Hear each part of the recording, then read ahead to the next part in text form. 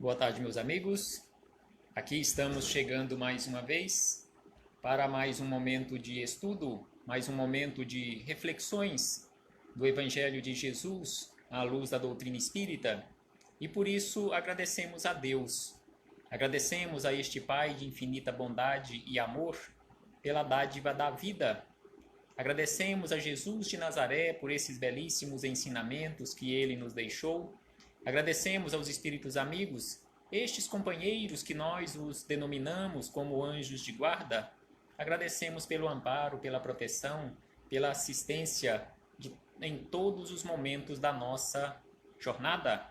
Agradecemos a vocês, companheiros encarnados, pela companhia, por nos acompanharem constantemente nestes estudos, nestas reflexões, quando não conseguem acompanhar ao vivo, mas constantemente estão acessando este material que está ficando gravado e assistindo, refletindo, estudando juntamente conosco. Então aqui hoje estamos chegando mais uma vez, neste início de tarde de 15 de maio de 2020, para darmos continuidade às nossas reflexões. Hoje, capítulo 36, em boa lógica, capítulo 36 do livro Agenda Cristã. Então aqui André Luiz, neste capítulo 36, ele nos traz algumas frases que têm perfeitamente, conforme ele fala aqui, perfeitamente boa lógica na nossa vida. Então que possamos refletir de que forma nós estamos nos comportando para conosco mesmos em relação a estes momentos que ele nos traz aqui como pontos para refletirmos. Então aqui ele nos fala sobre a manutenção do ódio. Então ele diz da seguinte maneira: quem alimenta o ódio atira fogo ao próprio coração. Então aqui ele nos chama a atenção que alimentar ódio, carregarmos ódio conosco, é o mesmo que estarmos alimentando uma fogueira constantemente com lenha nova para que o fogo não se apague. Então é o que ele diz aqui: atira fogo no próprio coração. E como nós sabemos, a doutrina espírita nos mostra que quem alimenta ódio é a sua primeira vítima. Não é o outro que será a primeira vítima, mas sim nós mesmos. Talvez o outro para com quem nós estamos alimentando ódio, para o qual nós estamos vibrando negativamente, talvez ele nem saiba. Talvez ele esteja numa faixa vibratória muito diferente da nossa. Talvez ele nem se sentiu naquela condição de ter magoado nós naquele momento, ter falado alguma coisa equivocada, ter se comportado de forma equivocada. Para ele foi tudo normal e nós ficamos com aquele ressentimento que virou um ódio e continuamos mantendo este ódio contra ele e ele nem sabe. Tanto é que ele está numa faixa, em muitas situações, ele pode estar em uma faixa vibratória bem diferente da nossa. E aí ele diz, ó, quem sustenta o vício encarcera-se nele. Então quando nós, devido ainda à nossa ignorância, nós teimamos sustentar os vícios, nós nos encarceramos neste vício. Neste caso aí, por exemplo, se trouxermos um vício comum no nosso dia a dia, por exemplo, o de fumar. Fumar o cigarro, por exemplo, que é uma droga, mas uma droga que é legal, de acordo com a nossa legislação humana, não é uma contravenção, é uma droga lícita. Mas, se nós mantivermos este vício de fumar, com certeza nos encarceramos nele. Ficamos, digamos assim, presos neste vício e dificilmente tem que ter muita força de vontade muita opinião, como se fala popularmente, muita opinião para conseguirmos nos livrar deste vício. E aí ele diz ainda na sequência: quem cultiva a ociosidade faz neve em torno de si. Então não cultivemos a ociosidade, estejamos constantemente ativos, estejamos constantemente trabalhando, porque quando nós cultivamos a ociosidade, nós, simbolicamente, conforme ele coloca aqui, nós estamos fazendo neve em torno de nós. E quando nós observamos em relação a uma das causas do suicídio, conforme os Espíritos amigos nos respondem um questionamento de O Livro dos Espíritos sobre a causa do suicídio, uma das causas, das 3 causas principais, está ali exatamente a ociosidade. E também eles nos colocam lá que a saciedade em excesso também é motivo para levar a pessoa ao suicídio, da mesma forma que a falta de fé. Então, que possamos verdadeiramente cultivar a atividade constante e não a ociosidade. Então, aqui eles nos dizem, na sequência, que quem se encoleriza é inquisidor da própria alma. Então, aquele que se encoleriza constantemente está nervoso, constantemente está estressado, conforme ele nos fala aqui, ele é um inquisidor dele mesmo. Tanto é importante esta situação do nosso equilíbrio, de não nos encolerizarmos, que no Evangelho segundo o Espiritismo tem um capítulo que trata especificamente, itens de um capítulo que trata especificamente sobre a cólera. O capítulo 9 de O Evangelho segundo o Espiritismo, que tem como título Bem-aventurados os aflitos, ou melhor, bem-aventurados os que são brandos e pacíficos. E aí ele nos traz, neste capítulo, os Espíritos amigos nos trazem lições belíssimas sobre injúria e violência, nos traz instruções sobre a necessidade de nos tornarmos afáveis e doces, nos trazem informações muito importantes em relação ao cultivo da paciência e também sobre a obediência e resignação e sobre a cólera. A cólera é um dos últimos itens deste capítulo, que é o item 9, que nos diz da seguinte maneira, que o orgulho, e neste caso, normalmente, quando nós ficamos nervosos, chateados, encolerizados, é devido ao nosso orgulho exacerbado, nos diz da seguinte maneira: o orgulho vos induz a julgar-vos mais do que sois, ou seja, nos colocarmos numa condição superior àquela que nós realmente já nos encontramos, a não suportardes uma comparação que vos possa rebaixar. Então, quando alguém faz uma comparação, no caso aqui, conforme eles colocam aqui, uma comparação que nos rebaixa, nos compara a uma pessoa que nós julgamos ser bem inferior a nós. Aí a pessoa chega para nós e fala assim, mas você está igual fulano, você está se comportando igual fulano. Aí nós ficamos muito chateados. Mas quando, conforme ele nos fala aqui, quando faz uma comparação com uma pessoa que nós julgamos ser superior a nós, aí nós ficamos felizes da vida. Aquela comparação que nos eleva. Então, puro orgulho, pura vaidade. E aí nos diz que quando nós nos sentimos rebaixados, aí o que nós, qual é o nosso comportamento?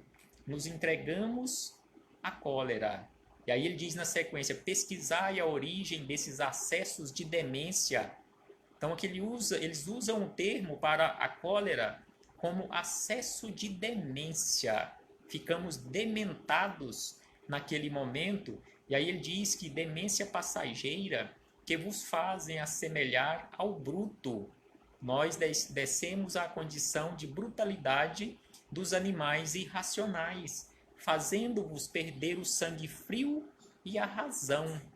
pesquisar e quase sempre deparareis com o orgulho ferido. Mais uma vez eles voltam a falar sobre o orgulho ferido. Quando nos sentimos feridos no nosso orgulho, nós nos entregamos à cólera. E aí eles dizem, para encerrarmos neste ponto, que é o que vos faz repelir coléricos os mais poderosos conselhos, senão o orgulho ferido por uma contradição. Então, quando nós nos encolerizamos, nós repelimos até mesmo aqueles conselhos mais sábios, aqueles conselhos que iriam nos ajudar e muito na nossa caminhada, nós não os aceitamos. E aí voltamos a André Luiz, que aí ele nos diz da seguinte maneira: quem estima a censura, lança pedras sobre si mesmo. Então, quando nós estimamos censurar os outros, ficarmos observando a vida do outro e censurando, nós, como ele fala aqui simbolicamente, estamos lançando pedras sobre nós mesmos. E aí ele diz na sequência ainda: quem provoca situações difíceis aumenta os obstáculos em que se encontra. Então, quando nós ficamos provocando ali no meio onde nós nos encontramos, ficamos provocando situações, criando situações difíceis, nós estamos aumentando obstáculos para a nossa própria caminhada. Estamos prejudicando as outras criaturas? Sim, em muitas situações, quando nós criamos essas situações difíceis, provocamos essas situações difíceis, nós prejudicamos a caminhada de outras criaturas, mas na verdade, também, mais uma vez aqui, o primeiro prejudicado somos nós mesmos. E aí ele diz na sequência ainda da seguinte maneira: quem se precipita no julgar é sempre analisado à pressa. Então aqui ele nos fala sobre aquele modo equivocado que a maioria de nós ainda se comporta, de julgar precipitadamente os companheiros de jornada, sem termos autorização e competência para isto. Quando nós fazemos isto, na verdade nós estamos criando situações para que nós também sejamos analisados, julgados de forma apressada. É exatamente por isto que Jesus nos chama a atenção: não julgueis. Não julgueis para que não sejais julgados. E aí Jesus ainda acrescenta: porque com a medida que você usa para medir o outro, também você será medido. Então, a mesma medida que nós usamos para medirmos o outro ou os outros também usarão para nos medir. Ou seja, aquela mesma régua, o mesmo tamanho da régua que nós usamos para medir a atitude dos outros, os outros também usarão essa mesma régua, essa mesma medida para nos medir. E ainda André Luiz nos diz na sequência: quem se especializa na identificação do mal, dificilmente verá o bem.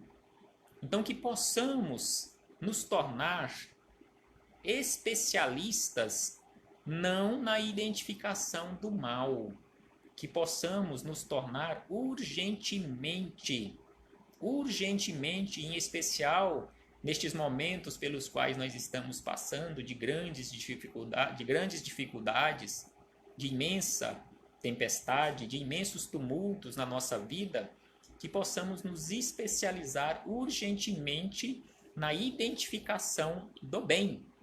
Não nos tornemos especialistas na identificação do mal, porque se nós, conforme ele nos fala aqui, de forma acertadíssima, se nós nos especializamos na identificação do mal, quase que impossível nós identificarmos o bem, mesmo que ele esteja ali na frente do nosso nariz. Não iremos identificar como sendo o bem. Mesmo que nós observemos que é uma coisa boa, nós iremos analisar que mesmo assim possa lá na frente não ser tão boa assim. E aí André Luiz diz, para encerrar esta lição, da seguinte maneira: quem não deseja suportar é incapaz de servir. Então, quem não deseja, quem não se prepara, quem não se qualifica para suportar os problemas da caminhada, para suportar as dores, o sofrimento da jornada, dificilmente ele vai se tornar uma pessoa capaz de servir, que é o que ele diz aqui, ó, quem não deseja suportar é incapaz de servir. Então, que possamos verdadeiramente estarmos constantemente desejosos, corajosos para suportarmos, para nos tornarmos capacitados para servirmos. E aí ele encerra dizendo: quem vive colecionando lamentações caminhará sob chuva de lágrimas. Quem vive colecionando lamentações. Quem de nós que não conhece alguma criatura desse jeito? Quem de nós, que talvez nós mesmos não nos comportamos desta forma? Colecionando, conforme ele fala aqui, lamentações. Porque muitas pessoas, e em muitas situações nós mesmos, quando questionada, como você está, meu irmão, minha irmã? Aí começa aquele rosário de lamentações. Então, se nós nos mantivermos nessas faixas vibratórias das lamentações, com certeza caminharemos constantemente nestas faixas vibratórias que ele classifica como chuva de lágrimas. Então, que possamos elevar as nossas vibrações, sairmos desta faixa das lamentações para chegarmos àquela faixa bendita do agradecimento a Deus, para que possamos vibrar no amor, não nas lamentações, não nas lágrimas, mas no sorriso aberto, na alegria constante, principalmente na alegria pela vida, na alegria pela oportunidade que Deus nos concede para o nosso aprendizado. E como nós vimos aqui nessas lições de André Luiz, são lições pequenas, são coisas pequenas para serem observadas e praticadas, assim como nós encontramos uma referência aqui para encerrarmos as nossas reflexões, uma referência que André Luiz nos traz mais uma vez neste livro riquíssimo de informações, Os Mensageiros. No livro Os Mensageiros, no capítulo 35, gostamos sempre de fazer a referência ao livro, ao capítulo, para que depois os companheiros quiserem ir lá, dar uma verificada, estudarem o capítulo 35, que tem como título Culto Doméstico. André Luiz faz referência ao Evangelho de Mateus, capítulo 13, versículo 31, daquela parábola do grão de mostarda, em que Jesus nos fala que o reino dos céus é semelhante ao grão de mostarda que o homem tomou e semeou no seu campo. Então aqui André Luiz nos traz reflexões sobre este grão de mostarda em relação ao nosso comportamento. E aí vamos ler aqui apenas um trechinho onde ele nos diz que, é lógico, encaixa perfeitamente a estas lições que ele traz no livro Agenda Cristã, e ele diz da seguinte maneira: devemos ver neste passo, ou neste versículo, meus filhos, a lição das coisas mínimas. Então aqui ele nos fala que este versículo, estas palavras de Jesus neste versículo em relação ao grão de mostarda, nos fala sobre as coisas mínimas, os comportamentos mínimos que devemos adotar na nossa vida para a nossa transformação. E aí ele acrescenta dizendo que a esfera carnal onde vivemos está repleta de reflexões e reflexões de toda sorte. Raras são as criaturas que começam a refletir seriamente na vida e nos deveres antes do leito da morte física. Então aqui ele fala que aqui na Terra são raras as criaturas que começam a refletir sobre o sentido da vida antes de se encontrarem no leito de morte do corpo físico. Aí quando nos encontramos no leito de morte do corpo físico, aí começamos a refletir sobre o sentido da vida e implorando a Deus mais um tempo para mudarmos a trajetória da nossa vida. Que possamos refletir sobre estas coisas mínimas e trazermos para a prática do dia a dia estas coisas mínimas que fazem uma grande diferença na nossa vida. Paz aos nossos corações. Muito obrigado a todos. Recebam, valorosos companheiros, meus irmãos de jornada, o meu abraço fraterno e de gratidão. Muito obrigado pela companhia. Até a próxima oportunidade, se assim o Pai nos permitir. Muito obrigado a todos.